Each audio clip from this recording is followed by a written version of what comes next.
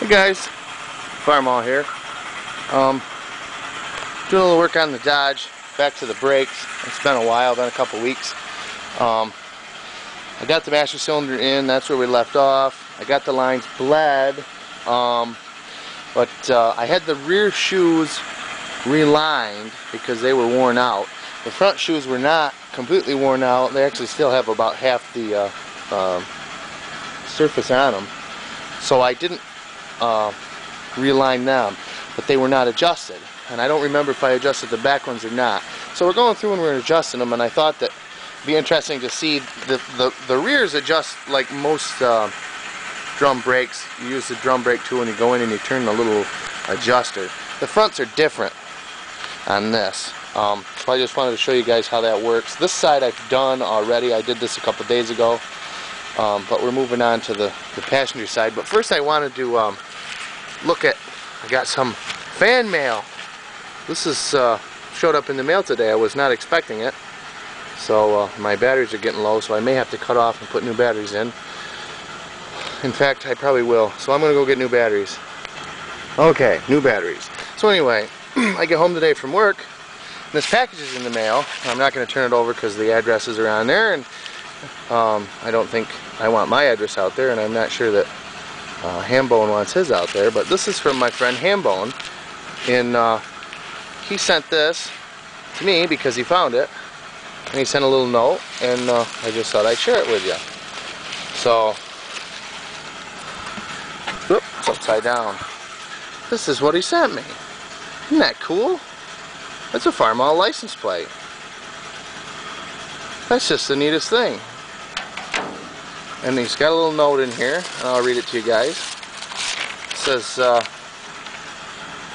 "Hey buddy, hope this package finds you doing well. I found this at my local Tractor Supply. Thought it would make for a great shop decoration. Take care, my friend, Hambone." So that's just neater than heck.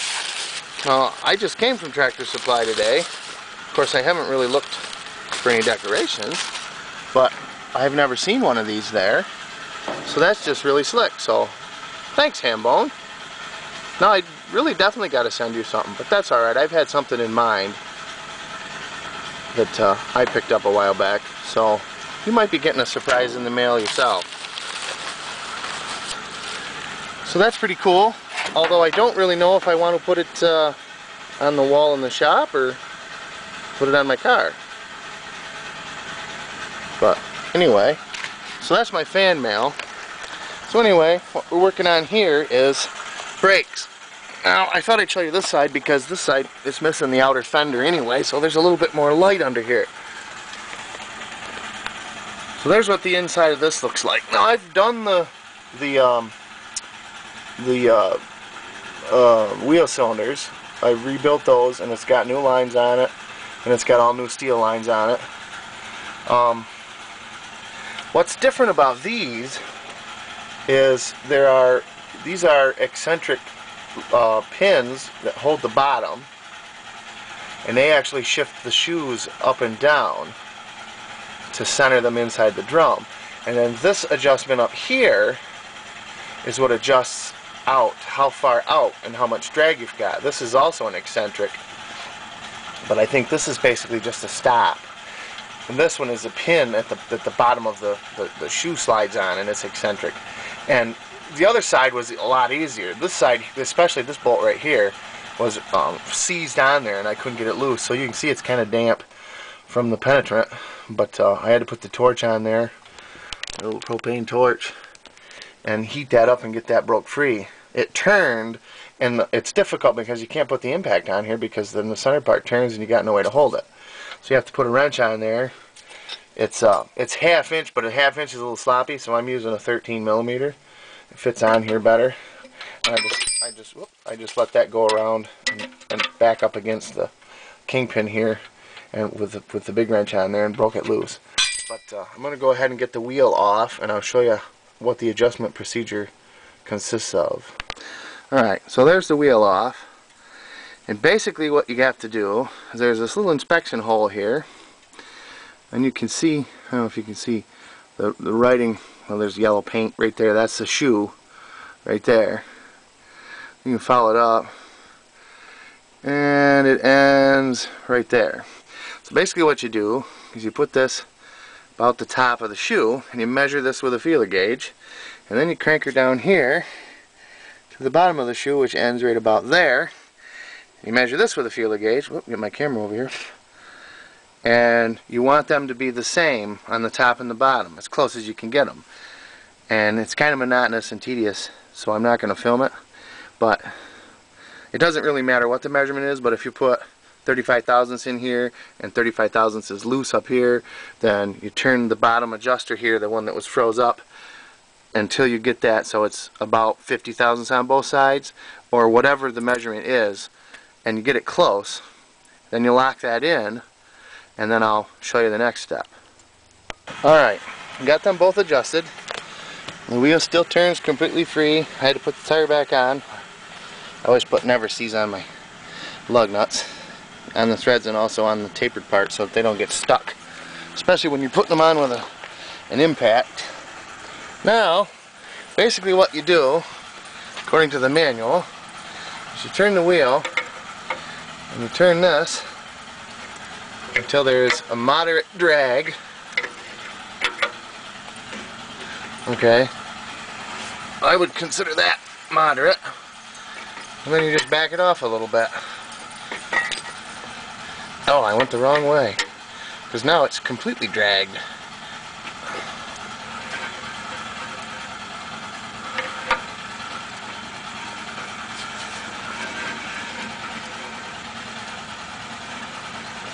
Okay, so the wheel turns, but you'll hear there's a little bit of drag there.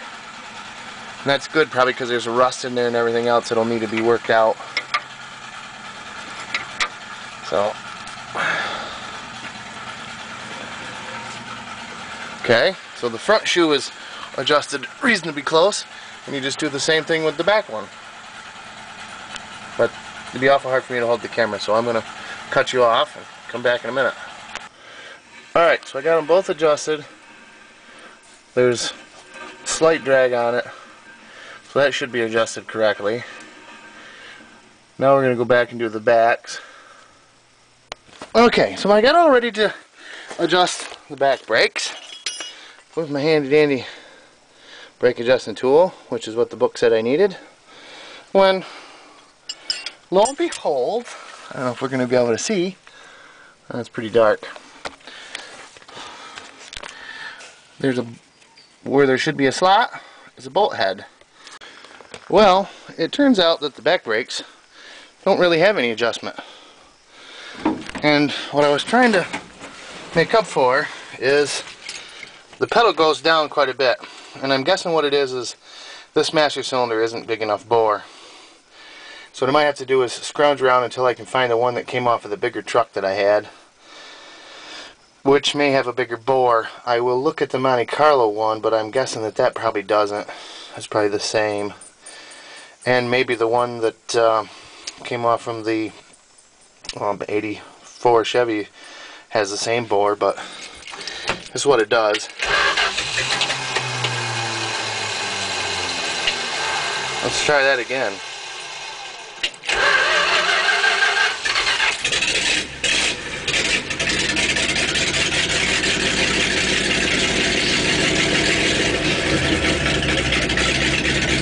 I mean, if you pump it a couple times, you get pedal, but you know it. I mean, I know they're working. I was rolling it the other day. I mean, I get pedal up, but the pedal goes. I mean, you get a firm pedal right there, but you do have to pump it a couple times.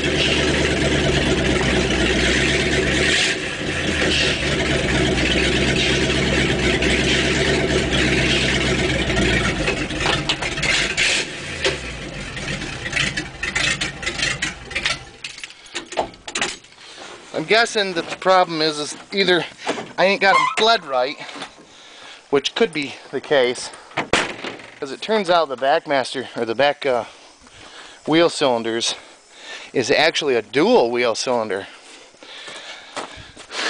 Now, at first I rebuilt everything. I just can't remember. It's probably not going to pick it up.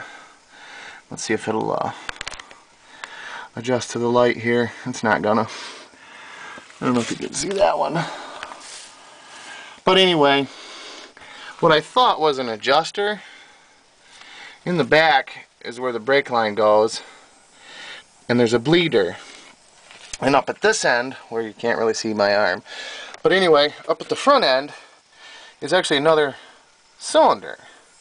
And instead of a line going in there, it's got a big 3/4 inch bolt plug in it. And I remember there being a line inside that connected the two.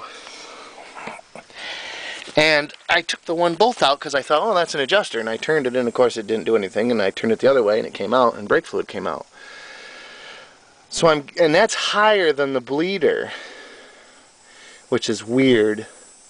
So I'm not exactly sure how you're supposed to bleed that.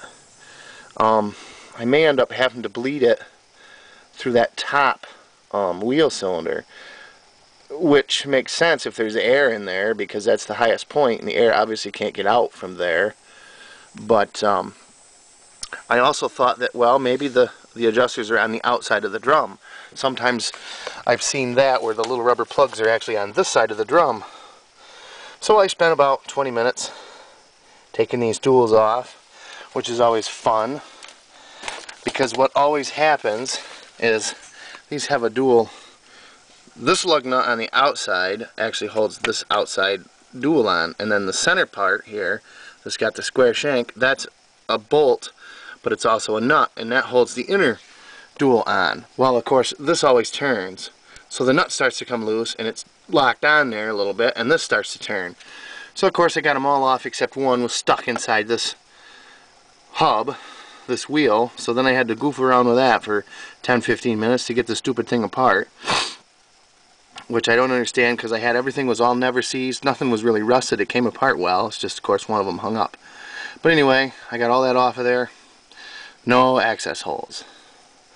So I'm confused as to, I don't think there is any adjustment on the back of these. They must be sort of like self-adjusting because of the dual slave cylinders.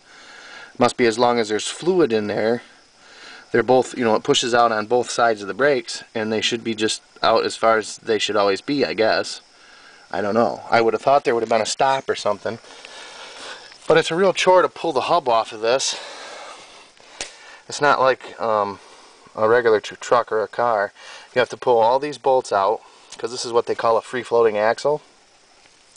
You pull all these bolts out, and then this is actually the axle, this hub in the center. And that slides out. Then your wheel bearings are inside there. You gotta take the wheel bearings off and take the hub off. And I did it once, and when I put the shoes on, it was a pain in the neck. Actually, I did it twice, once on each side. The fronts are the same way, except it's just a spindle. There's no axle to take out. And I really didn't want to take that apart because I really don't have time. It's about 6 o'clock now, time for dinner. I didn't have time to pull that axle all out of there just to have a look inside. But I don't see where there would be an adjustment unless it was right across each one of the wheel cylinders. There could be a star adjuster in there. I just don't remember. I may go online a little bit and see. It doesn't say anything in the book about the free floating axle having different brake adjustment. So, I don't know. But anyway, that's where we are. A little bit disappointed. I mean, the brakes work. It's a great idea. It just may be that master cylinder's not a big enough bore. It's not pumping enough fluid to work the big slave cylinders. I was somewhat concerned about that anyway, but hey, I guess you live and learn. I'll see if I can find a different master cylinder over the next couple days and see what we can do from there. May end up that I put the original, which I don't want to do because it's single circuit, put the original master cylinder on where this master cylinder is and use that booster, because that booster works great. But I don't know. We'll have to see. So anyway, there's where we're at. Again, shout out to Hambone. Thanks for the license plate, bud. That's pretty awesome. I'd put another picture of it up, but it's in the house. I took it in when I went in to get a drink, so I wouldn't forget it and leave it outdoors. But anyway, thanks again for that. That's pretty cool. I don't know what I'm going to do with it yet, but I do have something that I'll probably send you next week. So there's the dump truck with the half working brakes. But they do work. It does stop it. I was rolling it there maybe 2 weeks ago, and it does stop it. It's just the pedal goes down a lot farther than I would like. So anyway, it's turned out to be a nice evening. It's supposed to be beautiful tomorrow. So I don't know what I'll be doing tomorrow, but anyway, thanks for tuning in, and thanks again for the license plate, Hambone. Catch you guys later.